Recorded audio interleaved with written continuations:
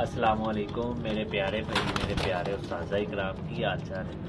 सब ठीक हो, खैर आफियत नाल लो जी। फिरोजपुरी कबूतर जे देख लो, मेरे किसी वीर को लोड हो 10 पीस से 4 जोड़े जे तो 2 पट्ठियां पट्ठे जे।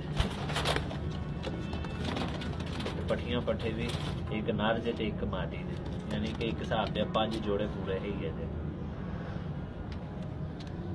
किसी वीर को लोड हो अपने वीर को लै सकता है।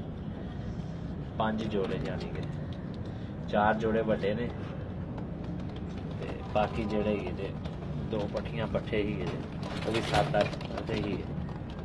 एलो जी हम उतर गए ने, चिपके नहीं हुए ढंग चाटी मरवा ना।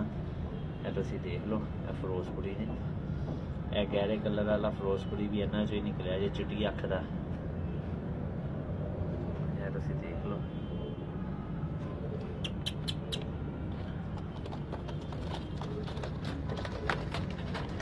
10 पीस ही है।